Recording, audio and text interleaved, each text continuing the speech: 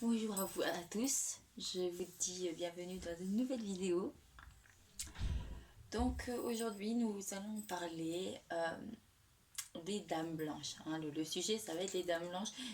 C'est vrai qu'auparavant je n'avais jamais abordé ce sujet-là. Pourtant c'est un sujet de paranormal aussi, hein. C'est plein de mystères ça aussi. Et c'est vrai que moi qui suis à fond sur le paranormal, je comprends pas comment j'ai pu ne pas parler du sujet plus tôt. Voilà. Donc c'est pour ça qu'aujourd'hui j'ai décidé de vous parler de ce sujet. Donc aujourd'hui je vais vous raconter trois histoires spécialement consacrées aux dames blanches. La première histoire, c'est l'histoire de Damien qui emménage dans une grande maison. Il a beaucoup galéré dans sa vie, hein. Avant il habitait dans les villes, il a toujours eu des appartements miteux, mais quand il était dans ces appartements pas qui n'étaient pas très beaux, hein, faut se le dire, et ben, il mettait de l'argent de côté. Il mettait de l'argent de côté pour un jour se trouver vraiment pour pouvoir s'offrir une belle maison, une maison de rêve. Et c'est ce il a toujours rêvé de ça. C'est pour ça, là pour lui, c'est le moment de concrétiser, de concrétiser son rêve. Voilà. Du coup, au bout de quelques années, il arrive à avoir un beau pactole, hein, faut dire. Et avec ce beau pactole, il va réussir à s'acheter une maison, mais extra lumineuse, très grande. En tout cas, il arrive à réaliser son rêve de toujours. Et en plus, sa maison, elle est à côté d'une petite falaise d'eau. Donc en fait, il est juste en dessous d'une source. Et donc la source, bah, elle se déverse forcément quelque part, donc ça fait une cascade et il est pas très loin de cette cascade. Il y a plein d'herbures autour de lui et il a le village juste à côté. Donc c'est vraiment génial. Il a le côté nature, ouais nature, le côté beauté et il a le côté utile parce qu'il a le village pas très loin. Donc il a les sons de cloche des églises, enfin il est pas loin. Il a les deux. Et on va dire que ça l'arrange pas mal, hein. Il est vraiment content de son achat. Et du coup, il va s'y installer très vite et il va vite se faire une nouvelle vie, hein, dans cet appartement. Il va vite se faire une nouvelle vie, il va vraiment se faire plaisir. Voilà, il va se faire plaisir, il va aller au village, il va inviter des amis parce qu'avant il le faisait jamais. Là, il peut inviter des amis. Enfin, c'est vraiment l'occasion pour lui de refaire sa vie. Donc il arrive à refaire sa vie. Voilà. Avant, il n'arrivait pas. Et maintenant, il arrive à refaire sa vie. Donc on va dire que pour lui, voilà, c'est un nouveau point de départ dans cette vie qui n'était pas forcément superbe avant. Donc du coup, il va se mettre, il va commencer. Et une nuit, il va être réveillé par un chant. Voilà, un chant. C'est quelqu'un qui chante. Il entend au son de la voix que c'est une femme, mais il ne sait pas d'où ça vient. Il regarde son réveil, il est 3h du matin, il se dit mais qui à 3h du matin irait chanter, hein. Donc du coup il sait pas trop d'où ça vient. Donc il va regarder la fenêtre de sa chambre qui donne directement sur la falaise. Et en haut de la falaise, il voit une sorte de silhouette, hein, je peux pas vous... Voilà, une sorte de silhouette... Oh putain, excusez-moi, je suis fatiguée aujourd'hui. Une sorte de silhouette blanche. Donc il voit que c'est un humain, mais la falaise elle est haute, donc il a du mal à voir qui est en haut et qui chante. Il comprend vite que c'est cette silhouette qui chante, mais il comprend pas trop. Du coup, il va pas essayer de comprendre, il va se recoucher et voilà, hein. Et puis il fait sa journée normale. Et la nuit suivante, pareil. Il entend encore cette voix de femme qui chante mais il sait pas d'où ça vient. Il revoit à sa fenêtre et il revoit la même silhouette blanche en haut de la falaise qui chante. Donc il comprend pas, là il comprend pas, il se dit mais qu'est-ce qui se passe. Donc du coup il va en parler à un ami à lui. Alors, un ami vient dîner, vient prendre l'apéro chez lui et là il lui en parle. Il lui dit, on va l'appeler Bruno, il dit comme ça, je sais pas ce qui se passe. Euh, quand je quand la nuit, à 3 heures du matin, il y a une femme qui doit être habillée tout de blanc, qui est en haut de la falaise et qui chante. Mais elle chante fort, elle chante tellement fort qu'elle me réveille. Donc, est-ce que tu saurais c'est qui alors, bon, bah, son ami, il lui dit non, non, non, moi, je sais pas c'est qui.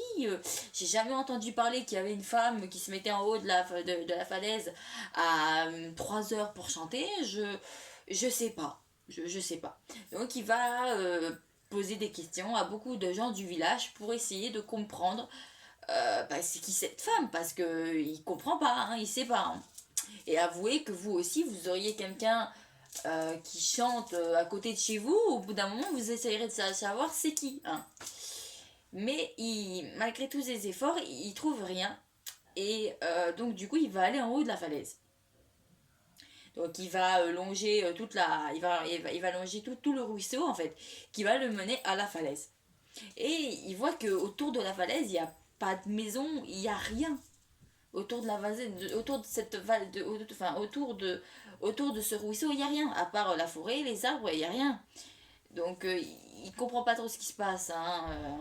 Fabien, il comprend pas trop ce qui se passe. Il commence même à se dire qu'il commence peut-être à devenir un petit peu fou. Enfin, il comprend pas ce qui se passe dans sa tête. Voilà, il sait pas.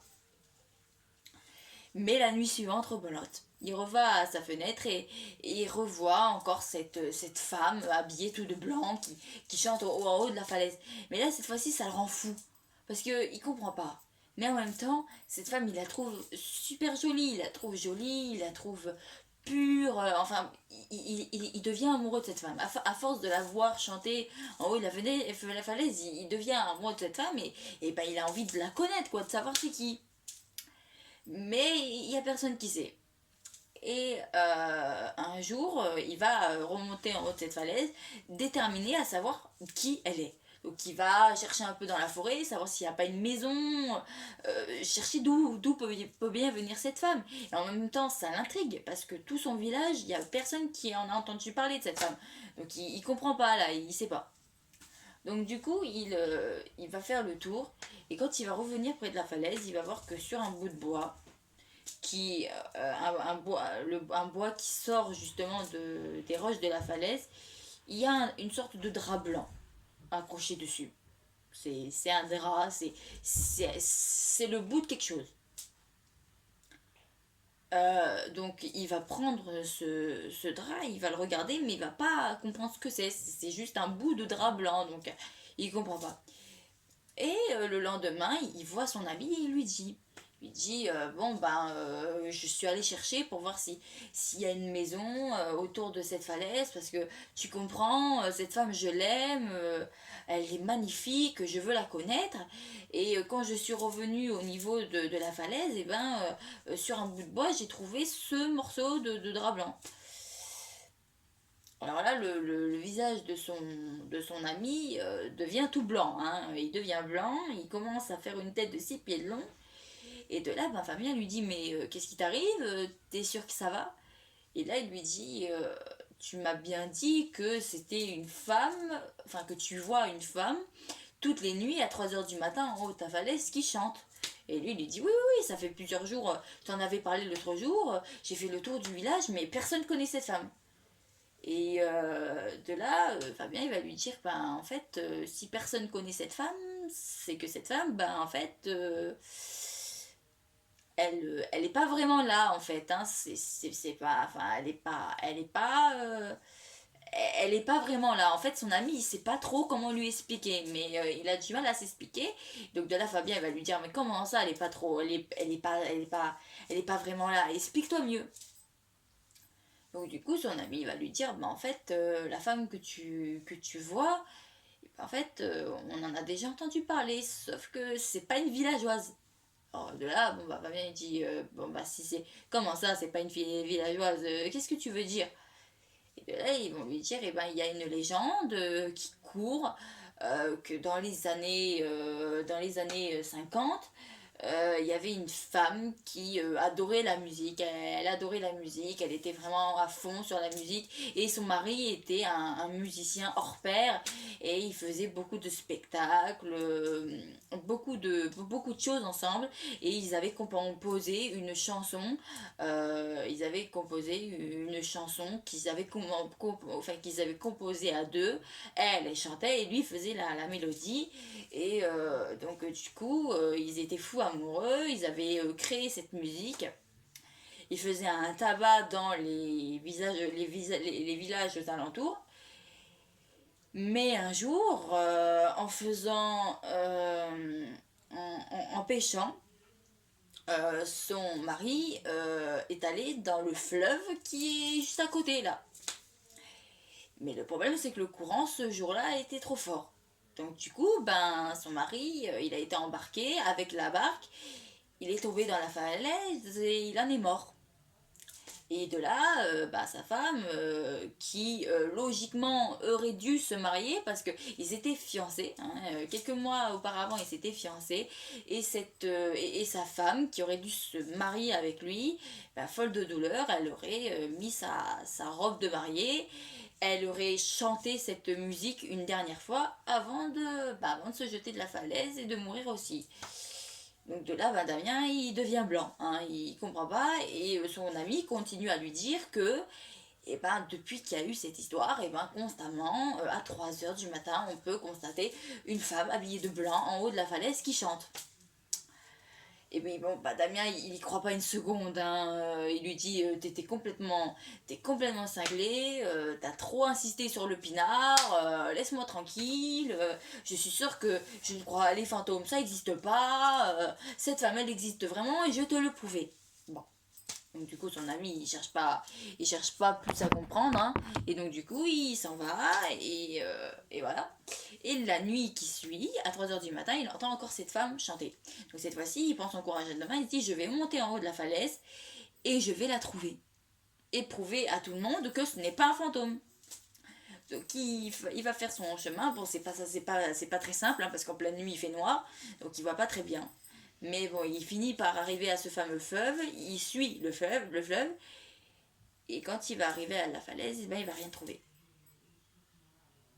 Il va rien trouver, il va être là, il va rien trouver, et il va pas comprendre, parce qu'il y a quelques minutes auparavant, il était chez lui, et là où il se trouve, il y avait une femme qui chantait, et là, bah, il n'y a plus personne, donc il comprend pas ce qui se passe, il comprend pas, il est, voilà, voilà, il est dévasté. Il retourne chez lui et le lendemain son ami vient pour boire un coup et il lui dit mais tu devais pas nous prouver que cette femme existe vraiment. Là son ami lui dit oh je suis monté à la falaise et je l'ai pas trouvée. J'ai pas trouvé cette femme, je sais pas pourquoi je l'ai pas trouvée. Quand je suis, elle chantait, elle était là à 3 heures du matin mais quand j'y suis allée elle était pas là.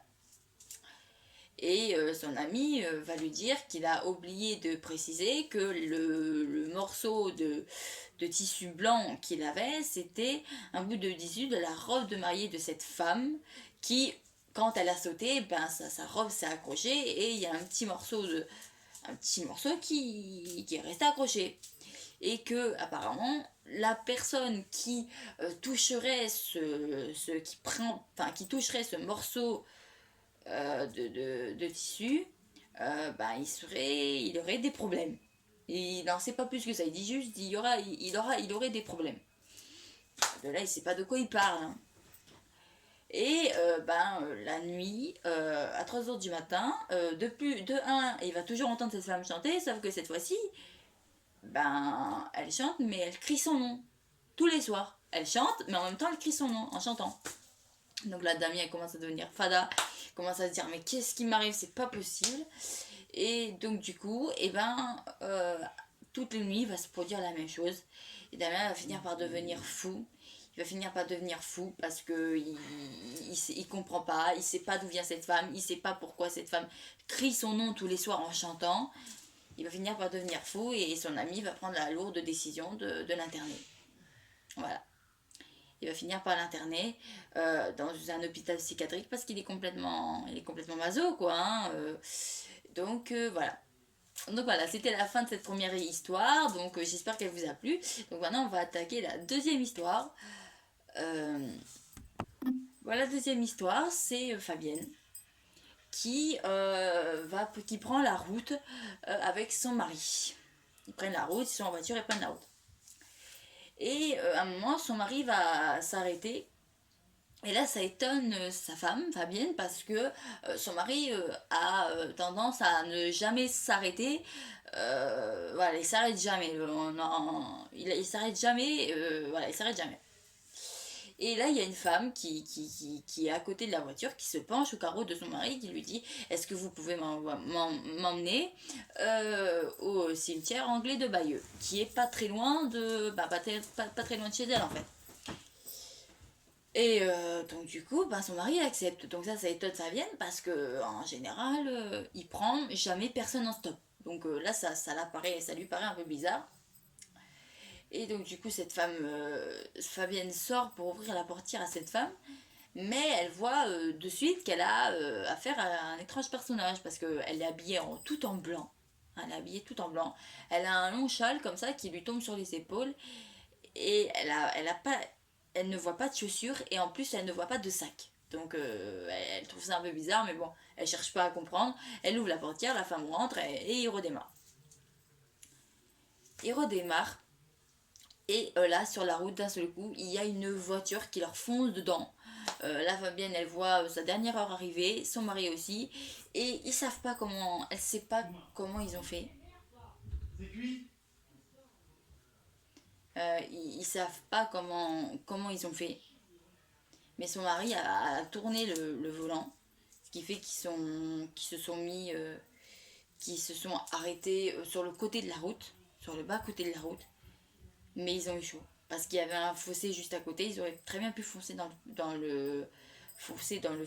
En fait, non, ils ont juste été sur le bas de côté de la route. Donc, ils trouvent qu'ils ont beaucoup de chance. Et et au moment de redémarrer, quand ils arrivent au lieu où la femme leur avait demandé, ils se retournent. Son mari sort de la voiture. Fabienne sort de la voiture. Elle va pour ouvrir la porte à cette femme, mais cette femme, elle est plus là. Elle est plus dans la voiture.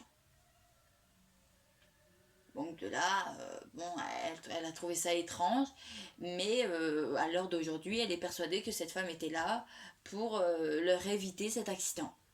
Parce que ce jour-là, ils auraient pu mourir.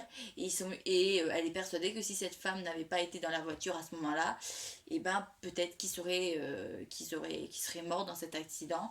Donc pour elle, la présence de cette femme était divine. Voilà. Donc comme je vous l'avais... Donc cette histoire, elle était plus courte, mais elle était pertinente aussi, il faut le dire. Donc maintenant, on va attaquer la troisième histoire. Donc la troisième histoire est assez connue. Je pense que vous avez forcément dû en entendre parler dans les reportages. Donc ça se passe près de Paris, dans une abbaye à Mortemer. Donc c'est pas très loin de Paris, hein, c'est dans les villages aux alentours. Et on dit que cette abbaye serait hantée par une jeune fille qui s'appellerait Mathilde. Donc de là, il y a beaucoup de visiteurs qui viennent voir les ruines de l'abbaye. Et il y a un autre bâtiment juste à côté qui est une sorte de chambre d'hôte si vous préférez. Et des comédiennes y viennent tous les jours. Et il y a une comédienne qui va dormir dans une chambre rouge. Et le lendemain, qui va dire qu'elle a passé une très mauvaise nuit parce qu'elle sentait une présence.